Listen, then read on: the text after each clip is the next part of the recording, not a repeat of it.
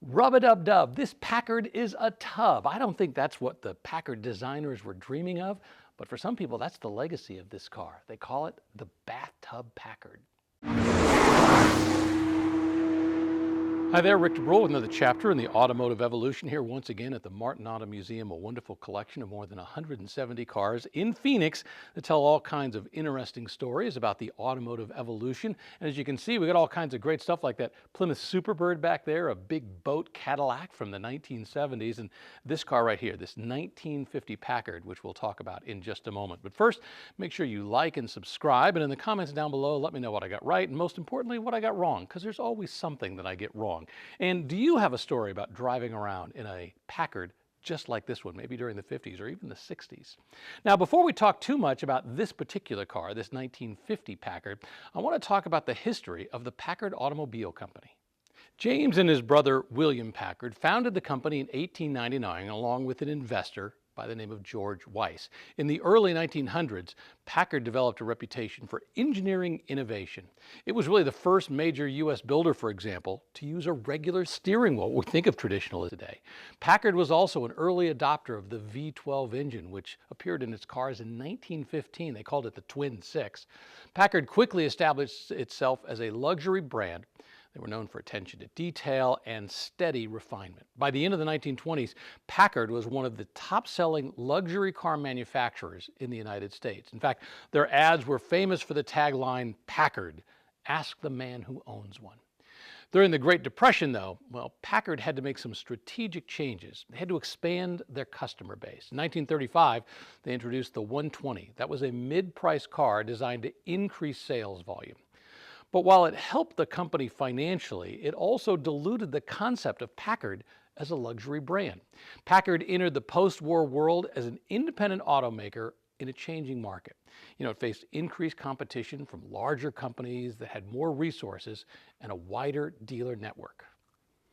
All right, now let's talk about this 1950 Packard Deluxe 8. This model was really a bridge between the standard Packard 8 and the more luxurious Super 8 and the Custom 8 models. You could get this 1950 Packard Deluxe 8 as either a sedan or a club sedan, basically a two-door coupe. It had a 120-inch wheelbase that was 7 inches shorter than the top-of-the-line Custom 8.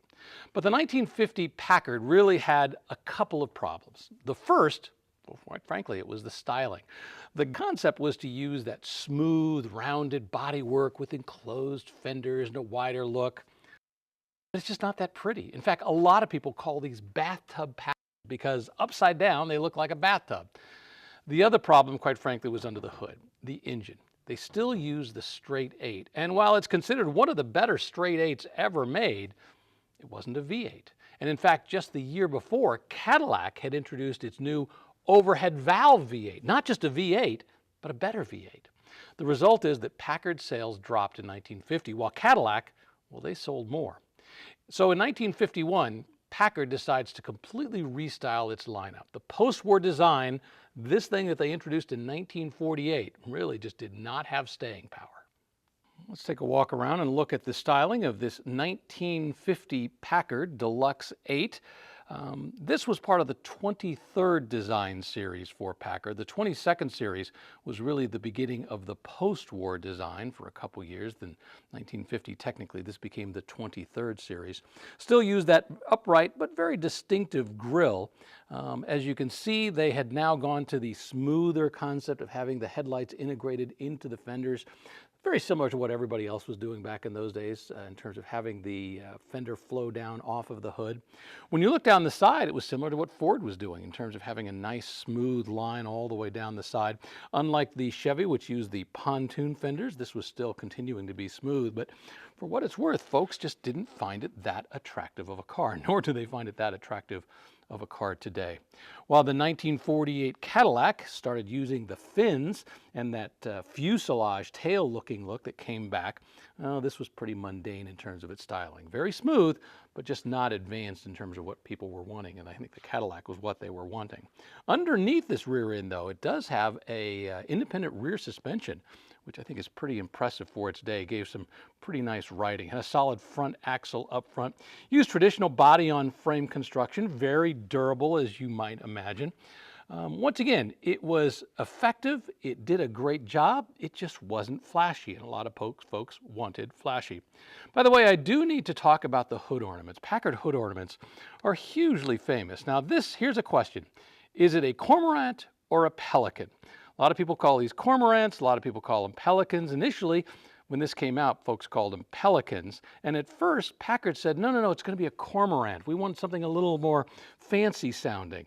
Eventually, though, they had to issue a memo that said, nope, it's a pelican. We're just going to go with simple things that people can understand. But they had multiple hood ornaments. In fact, one, which is right next door, this one is what we call the Goddess of Speed. Well, that's the official name. An awful lot of people refer to this as simply the donut chaser because of the wheel on the front right here and the goddess who's chasing it right there. They also use one called Adonis, sometimes called the sliding boy. But as you can see, the pelican stood boldly on top of this Packard grill. Very beautiful. But once again, while that was nice and stylish, the rest of the car, calling it an upside down bathtub, really was not what they wanted when they produced this car. Took a little longer to get under the hood for this Packard because I forgot it's a side opening hood, not a traditional front opening hood. I'm standing at the front trying to figure out how to work it. Can't get it to work. But now that I do have it open, let's take a look at what we have underneath in this 1950 Packard. As I mentioned, this is a straight 8 engine, all 8 cylinders in a line. This one has 288 cubic inches, 135 horsepower. The 288 first appeared for Packard in 1948, and really it was a departure from what they'd been doing pre-war, which were bigger engines, more focused on, well, more expensive, higher price configurations. The 288, this one right here, used a flat head design with side valves inside a cast iron block. Fuel delivery came from a single downdraft carburetor. In terms of market comparison, well, the 288's 135 horsepower really wasn't bad for its day. For example, in other full-sized American cars, Ford's flathead, their V8, only had 100 horsepower. Chevy's inline 6 only made 92 horsepower. On the other hand, the new overhead valve V8 that Cadillac introduced in 1949 made 160 horsepower. The 288 engine was really designed to be reliable, smooth running operation. It did that very well. They also promoted the mileage, asking buyers how many miles they were getting between F and E, full and empty. You know, this engine was great for customers who really wanted value. The problem was it just didn't have the kind of performance they could brag about if they were buying a Cadillac. So it goes back to, what was this car supposed to be? Was it supposed to be a mid-range car? Was it supposed to be a less expensive luxury car? They were still kind of lost as to where they wanted to be in the market. As we look into the interior of this 1950 Packard Deluxe 8, we really need to remember that this car was part of Packard's entry-level lineup. It was designed to appeal to a traditional luxury clientele who wanted to save a little bit of money. Had some practical features like the dashboard, very clean looking, a nice combination of chrome around the instruments and the switches. The main instruments, you had the speedometer on one side, the clock on the other. In between, well, you had the fuel gauge, the amp meter, all the essential things. And of course, I really love the use of chrome, kind of an Art Deco with the way the buttons were set up right below it. Really a very nice, clean look. Now, the big innovation in 1950 for Packard was the Ultramatic transmission. The Ultramatic allowed the car to start in high gear and rely on the torque converter to deliver smooth power without shifting until the higher speeds demanded it. This made the driving experience more refined. It was ideal for Packard's luxury-oriented clientele. But here's the problem. It also made the Ultramatic feel kind of sluggish compared to some of the more responsive multi-range automatics that were being offered by General Motors and Chrysler. The seating, of course, inside, nice and comfortable, plenty of room for both front and rear passengers. Seats were upholstered in a combination of cloth and leatherette, which were the options that were available. And of course, you could get the two-tone color scheme for the interior, because during the 1950s, the style of the interior was beginning to change and go more upscale. Decent rear space in the back for people sitting back there, but not as long as you'd get in that Custom 8, which had another 7 inches of wheelbase. Overall, the interior of the Packard 8 Deluxe combined practicality with some modern styling. It was really the focus of the brand's idea of providing a comfortable driving experience at a slightly more accessible price point. A little more luxury that you could afford. By the way, I have to give a quick shout out to some museum supporters from Pennsylvania. They were here visiting and realized that our Packard was missing the emblem up front. Guess what? They had a spare and they sent it along. So now our Packard is complete. So what happened to Packard? I mean, this was a company that was once the standard of luxury, and it couldn't even survive the 1950s. There was really several reasons. First off, there was some outdated engineering. They didn't release their V8 engine until 1955. Now, that was the same year that Chevy did theirs, but it was 6 years after Cadillac, another luxury brand. In a market where performance and innovation were gaining importance, that delay really limited Packard's competitiveness. And by the 1950s, Packard, after all, really had stopped being a luxury brand. They had tried to spread themselves a little too thin across the spectrum. They'd lost their identity. And finally, there was a merger with Studebaker in 1954. The goal was to reduce cost, increase production, but Studebaker, as it turned out, was more of an anchor than a lifeboat. And by the end of 1958, the Packard Automobile Company ceased to exist.